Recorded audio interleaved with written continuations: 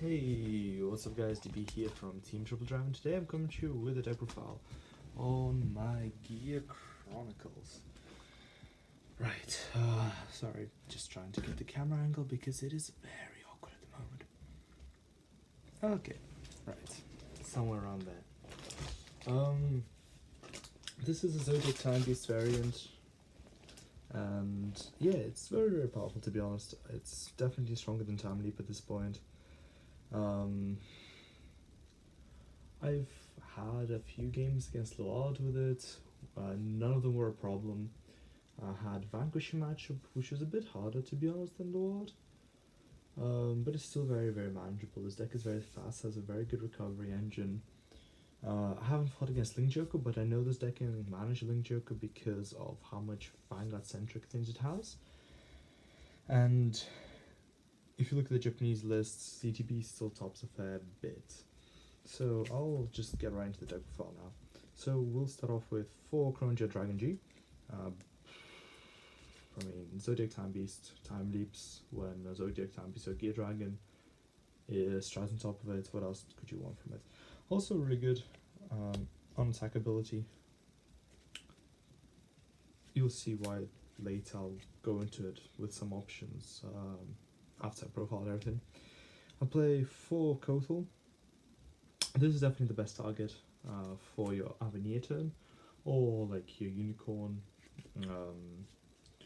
So yeah, I mean I play that because there's nothing really better to play. You can play Tiger I suppose, but it's not great. You can play the card against +1k for each card in your G-Zone, for each face-up card in your G-Zone, I think that's condition, or maybe each Zodiac Time Beast. Honestly, I'm not sure, but it's not as good, because to make it any decent, you have to Counter Blast for it, while this does completely the opposite. It actually refills your resources. Play 3 Unicorn. You don't need 4, because you don't want to hit a Unicorn with a Unicorn. And because the deck is so toolboxy, it doesn't really matter. But yeah, he's basically the history maker of the deck. Play 3, whatever his name is, the one that looks like Kronja. He's really good. I mean, if you don't have multi-attacks, he can actually help you like fish out for Perfect Guards or G Guards, so like defensive things, which is why this deck is so good. It's really versatile. Then play 3 Duplex Dragons. This is one of the reasons I have had to alter this deck a bit from what I initially want to play. He's really good because he can rewind, basically guaranteed. He almost guarantees to rewind your starter, unless you're really unlucky and hit one of the 3, 4 non-Zodiac Time Beast cards. But yeah, he's just really good. Toolbox him out, Soul Blast 1. He's 9k body. Yeah. So it's definitely better than Caliban because it also tucks away instead of makes them shuffle. Caliban has advantage, my friend pointed out, against OTT, against Tsukiyomi to be more precise, but I mean, Tsukiyomi versus every single other matchup, I'd rather prepare for every single other matchup. Then play 1 Delay Blazer. Delay Blazer is amazing. You can time leap him out with one of the great ones we have, then he can time leap a grade 2 into Kotal. He can actually get a counter charge off through that and also get more attacks, so he's really good for that. I play 1 History Maker because sometimes you'd rather time leap into History Maker. So say you had a 1 attacking instead of a 2 on the front row, so the History Maker can like swing, turn that something into a 2. Something like something like a Unicorn, and then that extends your plays even further. I really hope the camera's getting all this because I have no idea what is actually happening there. So yeah, really good card, but only a 1-off because it's not a ZTB, and it's very situational still these days, in this build at least. Play 4 Arca. It's a returning PG, very explanatory because it's also a ZTB. That's important. 4 ZTB Stride Forders, self-explanatory. We only play 7 grade 3s. My policy is if I play less than 8 grade 3s, I'm playing 4 Stride Forders, always. Unless I'm playing Luard, at which point, yeah, that's a whole different story. 3 Transit Dragons, because Transit Dragon is really good, but also at the same time, you don't want to overuse him, because A, deck out, B, with the ZTB stand trigger, you want to be returning cards back to the deck, so he's good, but not broken. I played 2 of the counter-charging guy, what's his name, Haggled. This deck does have a counterblast issue, and but it also helps return cards back to the deck, which is also amazing. I'm actually really considering to either bump him up to 3, or bump this card up to 2, and that's Lishma. They have really weird names these days. His or hers ability is, at the end of the barrel that you boosted a Vanguard, you can Soul Blast 1 and discard a card. If you do, Time Leap this. So this is the card that Time Leaps into Delay Blaze, and Delay Blaze will Time Leap a grade 2 into a grade 3, like a Kotal. I'm really considering to play 2 of this, because if you damage check this, the deck doesn't die at all by any means, but this is like an extra oomph you can add to every single one of your turns, which is so good. So yeah, definitely brilliant card. Currently I'm playing 1 Meshkia. Honestly, I'm not seeing her use that much, so chances are she'll go out. That's it for the grade 1s. So the Meshkia can either go out for another Lishma or another Haggled. 0s, 1 Chronodran. You can play Chronodran G if you want, it honestly doesn't matter. The nice thing about regular Dran is you time leap him into a Transit Dragon and Chronojet, and then you split Pegasus, the Chronojet away, and get 2 permanent 2s. So you just plus a lot. Play 4 heals, 4 ZTB heals to be more precise, because the Uluru is not worth it. Her ability isn't good enough for you to not play ZTB. Play 4 ZTB stands. Actually, I miscounted. I have 5 non-ZTB cards, because I do play 1 Rubatar. He's still too good. And stand triggers is really good in this deck, because you stand up Unicorn, that's another 2 attacks basically. Play 4 of the Bison. Doesn't really matter. I never use his ability. It's just effect triggers are better than non-effect triggers most of the time. Although you could argue that a 5k body is better than a 4k body in the long run, so it's up to you. You can play a vanilla crit instead. Yeah, up to you. And then I play 3 of the other ZTB vanilla crits. So yeah, good cards, good cards. The stand trick is absolutely broken. The only thing that just saves it from being banned, I reckon, is the fact that it's called from hand and not from anywhere, because otherwise it's just, that's it. Like, it became over. That card will probably be limited to 1, if not banned outright.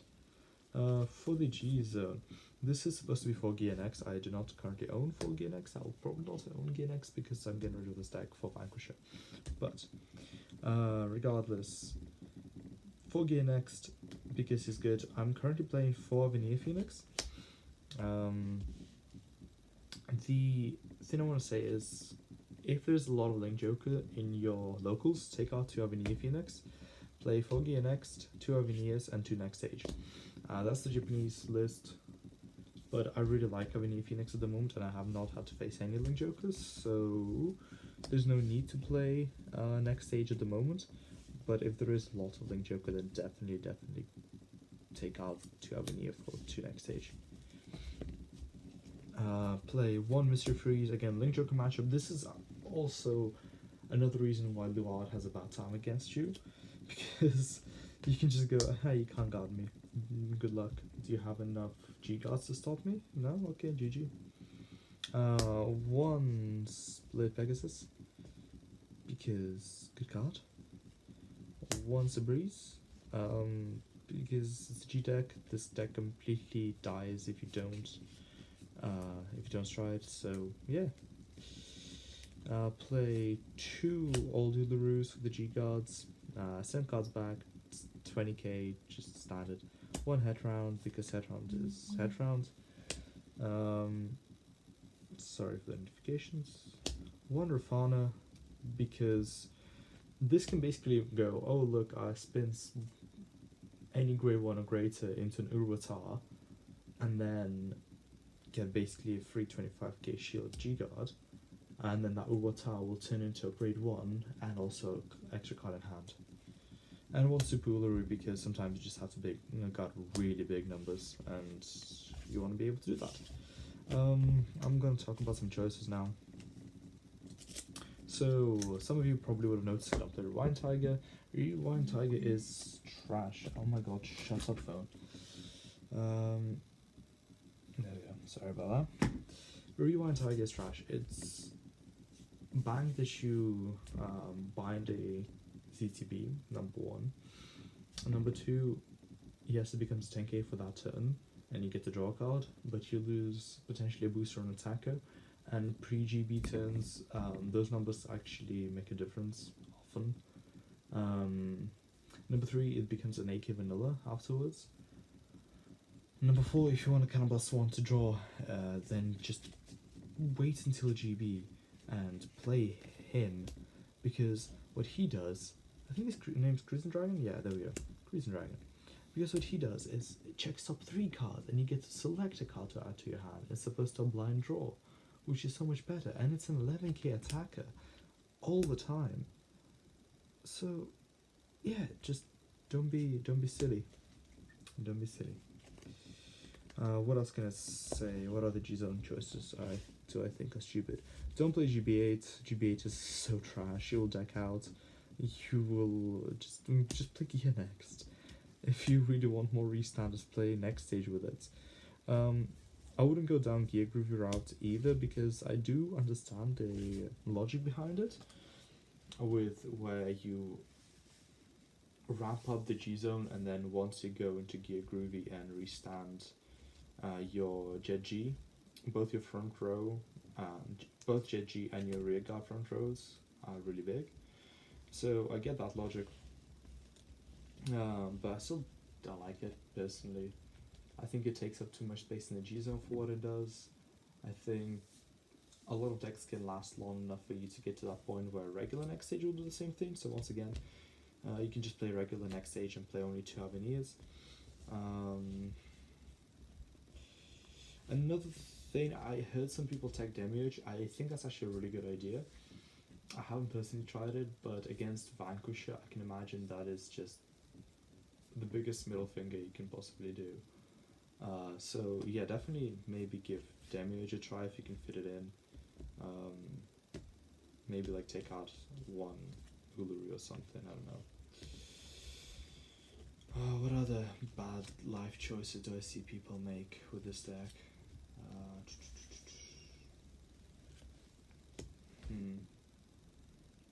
Okay, those are the ones that just come into my head straight away. Try and decrease the amount of non-ZTBs you play as much as possible, because you definitely do want to hit ZTBs with Duplex Dragon, and what else requires me to hit ZTBs? Oh, Avenir Phoenix as well. Oh, and another thing, the Hawthorne Porker, there we go, that's another thing I wanted to mention. Hawthorne Porker, I did play it for about half the time I played this deck, and what I noticed with it is, I would usually hit it in my top checks for either Cruising Dragon, Unicorn, or Avenir Phoenix. And also I had one game where literally it was my only trigger in the drop zone. I think I was playing against Vanquisher as well, so my drop zone wouldn't stick around past that turn. It was my only trigger, and I had 2 Arcas in the drop. So obviously because it wasn't ZTB, I couldn't use it now. It's like, okay, well, there we go. That's gone now. That and it's 4 more cards that are non-ZTB. So if you hit it with duplex, you're screwed. Oh, also another thing with Gear Next, say you are low on hand, which sometimes does happen. I know, amazing. And you like triple drive and you hit 2 of them, and say you only have 1 rear guard. So you can no longer send 3 ZTBs back to the bottom of the deck, and you cry because you can't restart with Gear Next. So that's to just decrease the chances of you getting a non-ZTB card. And yeah, I think I've addressed everything at this point that's relevant. I mean, there are some really stupid things people can play, but it's just not worth addressing at that point. Alright, thanks for watching, guys. This has been DP from Team Triple Drive, signing out.